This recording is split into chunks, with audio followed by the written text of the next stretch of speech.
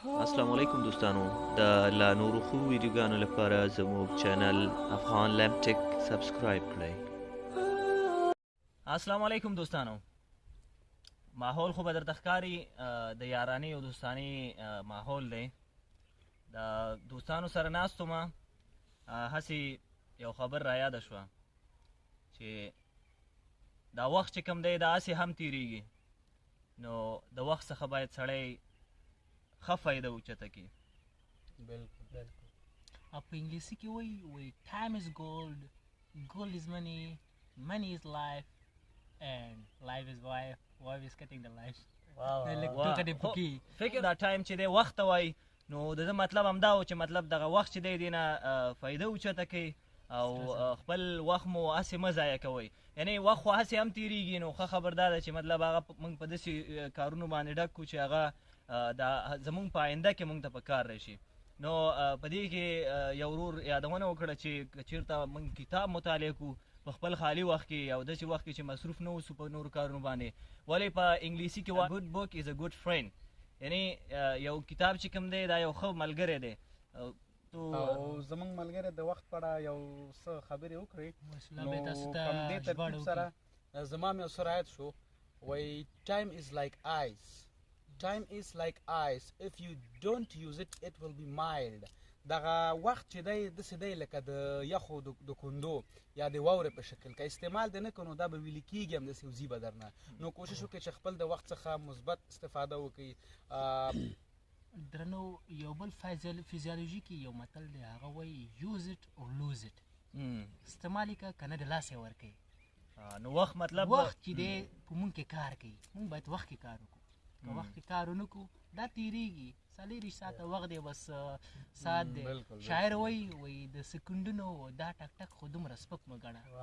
د سکندونو دا ټک ټک خو دومره سپک مه ګڼه، او د ژوند په ونه دې د تبر ګزارونه کېږي. واه یار واه، دا ارشاد. اوس نو وار را رسېدلی چې ډاکټر صاحب څخه څه واورو د همدې خپل دغه په اړه. یعنې دوی خپله د ډاکټرۍ په بخش کې ډېر زیات زده کړي دي، مطالعې کړي دي. نو تاسو ته به د ډاکټرۍ له لحاظه هغه خپل کم د دوی چې ریسرچ دي، یعنې کم دوی مطالعات کړي دي، د هغې په اړه به تاسو سره خپلې خبرې شریک کړي. درنو ملګرو چې دی وخت ډېر مهم دی چې مونږ د خپل صحت له لنګانه هم مونږ کولی شو چې بې ځایه که چیرې وګرځېږو، وخت ضایع کړو، نو زمونږ صحت چې دی پکې خرابېږي. او که چیرې خپله وخت مطالعه باندې یا نورو ښه وختونو باندې تېر کړو، زمونږ ذهني فشار هم چې دی ښه ورسره، او زمونږ روحیه هم ښه. او که چیرې بې ځایه تېر کړو هغه کې زمونږ ذهني فشار هم زیاتېږي او زمونږ وخت هم بې ځایه تېرېږي. نور به پردیس استاذ که څه ویل لري؟ مننه. مخکې له دې نه چې پردیس استاذ څه ووایي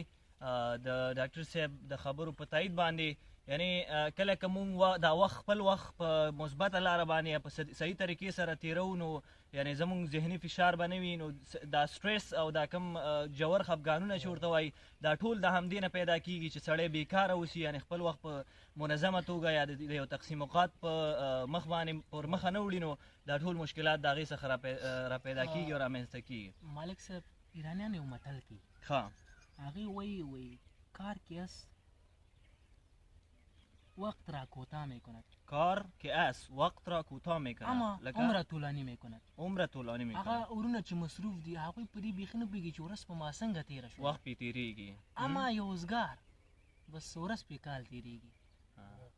یا دا مطلب دا خبر ما بل چا نه مې اورېدلی و. مطلب وایي که ته چېرته غواړې چې د وخت په دغه باندې پوه شي چې دا وخت ارزښت لري که نه لري، نو تاسو وایي داسې یو کس چې په قید کې اوسي، په جیل کې اوسي، هغه نه پوښتنه وکړئ چې مطلب په تا باندې دا وخت څنګه تېرېږي. یعنې که یو کس چېرته مصروف اوسي نو په ده باندې دا وخت ښه په اسانۍ سره تېرېږي، او که چېرته مطلب سړی بېکاره شي یا داسې په دغه کې راګېري، یعنې مشکلات خو ټول زیات مشکلات دي نن سبا، خو ښه خبر دا چې ځان ته یو ټایم ټیبل او تقسیم اوقات ولرو.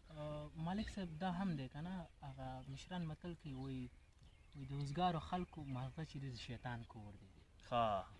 مونږ او تاسو هم چې کله کله اوزګار شو، بس د هر چا انګلیسي کې وایي ډفرنټ مایند ډفرنټ ډریمز، مختلف فکر او مختلف سوچونه چې یوازې شو او کله یوازې کینی او کون شو وزګار شو مختلف سوچونه هم ذهن ته راشي دا کار وکړه هغه کار وکړه هغه کار وکړه خو که مصروف واوسو خپل وخت نه سالمه ګټه پورته کړو نو موږ تاسو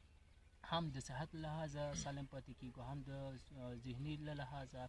هم د هر اړخه چې دی موږ تاسو سالم پاتې کیدای شو داسې ده نو اوس نو پردیس صاحب ته دغه ورکو وار ورکو که ده هم څه خبرې لري نو بیا به تاسو نه خدای پاماني هم کوو پردیس صاحب مهرباني وکړئ هر څه نه وړاندې خپل سلامونه احترامات خپل خوږو ملګرو ته وړاندې کوم چې نن یې موږ د دغې ونې لاندې یو بنډار جوړ کړل البته زموږ موضوع یا ټاپک دا ده چې موږ د وخت په هکله د وخت د ارزښت په هکله یو څو خبرې وکړو نو لکه څنګه چې ما ته معلوم ده زما د محصلي په دوره کې زما د پوهنتون استاد یو موضوع راته ویلی و چې تر ننه پورې زما په ذهن کې ده وایي دغه وخت چې کله دا د ساعت د ثانیهګر چې ورته وي یا د سکنډر چې ورته وي دا چې کله تاویږي دا داسې ټک ټک نه کوي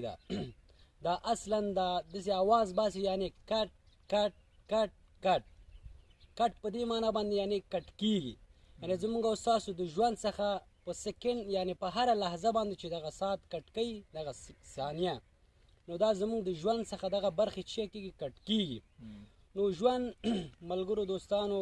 که هر قسم یو غواړو تېرولی شو خو په ژوند کې اخلاص مینه محبت ډېر ضرور ده که هر چېرته اوسیږو باید د زړه د اخلاصه اوسیږو ملګري دوستانو سره وخت باید په مینه او محبت سره یې تېر کړو او په د علم په زانګو کې باید تېر کړو خپل وخت باید بې ځایه تېر نه کړو هسې عبث تېر نه کړو دغه وخت داسې شی دی چې موږ او تاسې که په ښه یو مثبت ټکو باندې پای ته ورسوو موږ به هېڅکله پښیمانه نه یو او که چیرې په عبث باندې تېر کړو نو موږ به حتما ورباندې پښیمانه کېږو نو موږ انشاءالله دلته چې ناست یو دغه کلپ هم چې جوړ کړل د دې په هکله چې موږ دغه وخت هم چکر شي هم تفریح شي هم چکر او هم ملګري دوستان پکې خپل نظریات وړاندې کړي په آخر کې به یو هندي شاعر یو دوبیتي شعر درته وایي چې هغه زه تاسو ته وړاندې کوم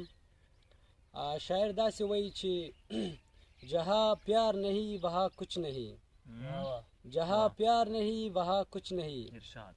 جہاں پیار وہاں سب کچھ که خدای دې وکړي چې دې په معنا باندې پوه شوي یاستې که نه ملګرو هندي زما هم داسې ټکه پوکه ورته وایي څه ورته وایي لږه داسې بیخي کمه ده نو بیا هم که پردې استاد راته بیرته دغه شعر یو بیت ووایي نو کیدای شي هغه معنا باندې ووایو او پوه شو پرې ولې نه قدرمن استاد د دې شعر معنا داسې ده چې وایي جهاں پیار نہیں وہاں کچھ نہیں وہاں کچھ نہیں مطلب که چېرته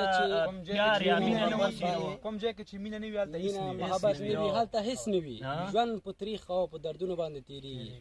او بیا وایي چې جهاں پیار وہاں سب کچھ هلته چې مینه وي محبت وي اخلاص وي هلته هر څه وي داسې ده نو ژوند باید په ښکلا سره پای ته یو وطني شعر به ډالۍ کوم تاسو ته دا ژوند د محبت لپاره کم دی دا ژوند د محبت لپاره کم دی حیران یم چې نفرت ته وزګارېږي خلک څنګه واه ډېر ښه په همدې شعر به